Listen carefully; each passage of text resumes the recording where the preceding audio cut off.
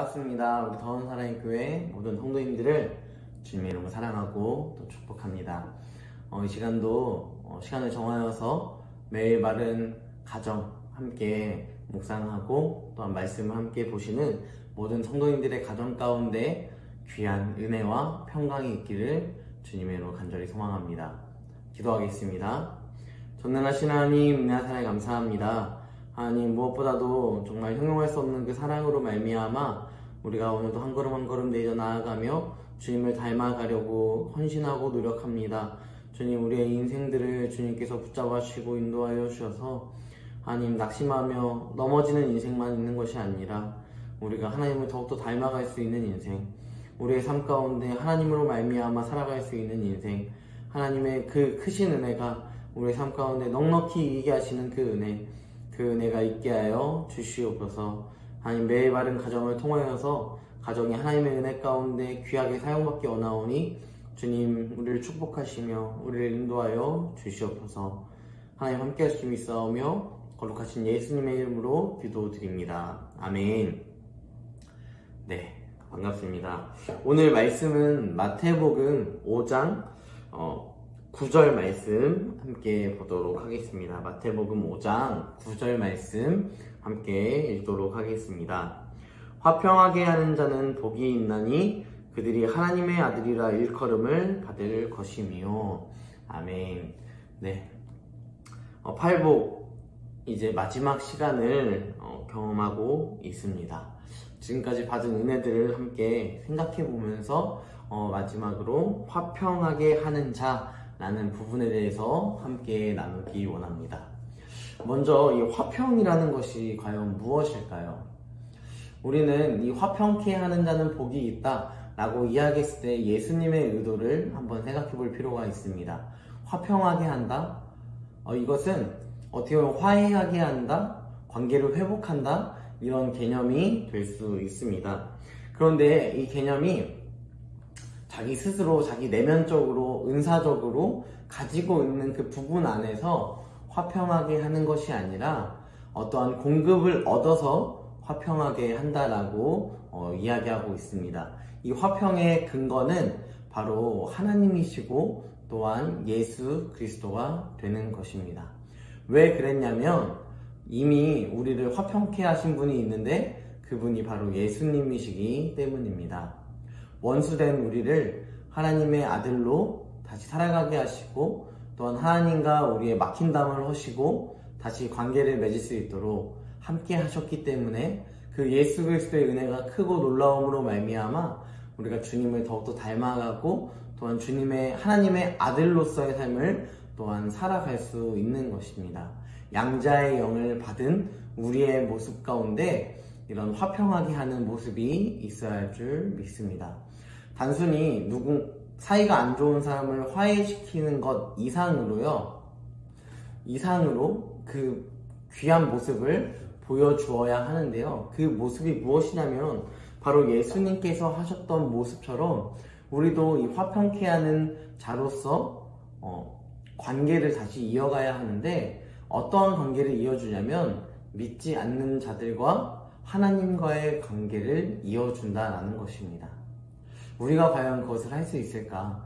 우리가 과연 그러한 모습들을 보일 수 있을까? 라고 할 수 있겠지만요.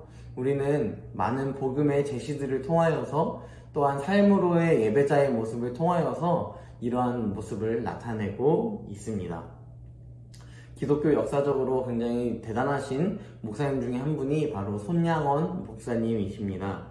이 목사님은요, 자녀가 있었는데 두 아들을 한 시간에 죽임을 당하게 되었습니다.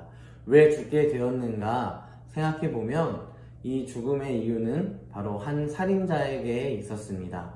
한 살인자가 손양원 목사님의 아들 둘을 하루아침에 죽게 한 것이죠.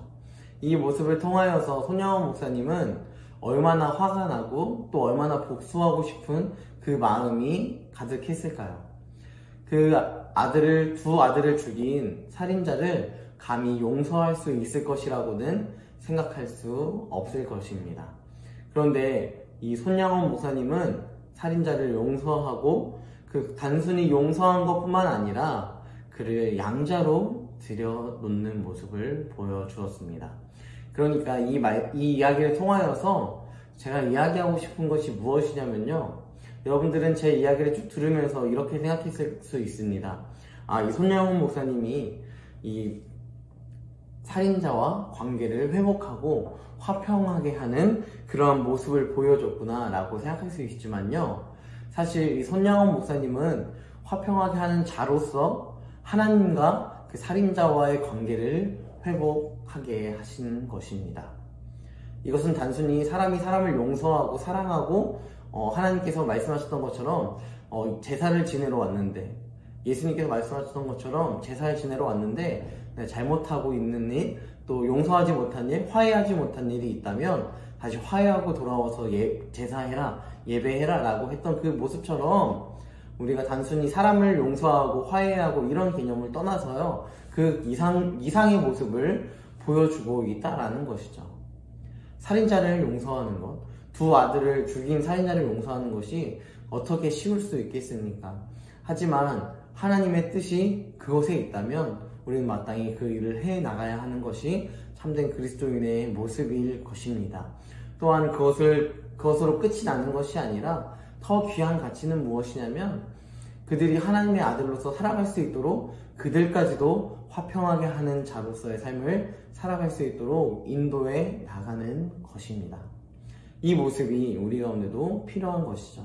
우리뿐만 아니라 우리 가정에 있는 다음 세대의 자녀들, 또한 남편과 아내와 모든 가족들이 정말 이렇게 화평하게 하는 자로서의 삶을 살아가서 정말 다른 사람들이 우리의 신앙의 모습을 바라보면서 이 사람은 정말 화평하게 하는 자로 정말 하나님의 아들이고 하나님의 자녀고 하나님께서 뜻하신 바를 이루는 사람이다 라는 귀한 간증이 그들의 입술 가운데 흘러넘칠 수 있는 그런 귀한 가정이 되기를 주님의 이름으로 간절히 소망합니다.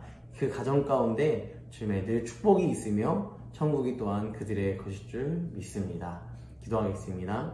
전능하신 하나님, 은혜와 사랑에 감사합니다. 주님께서 화평하게 하는 자로 살아가게 말씀하신 그 말씀을 우리가 다시 한번 되새겨 봅니다.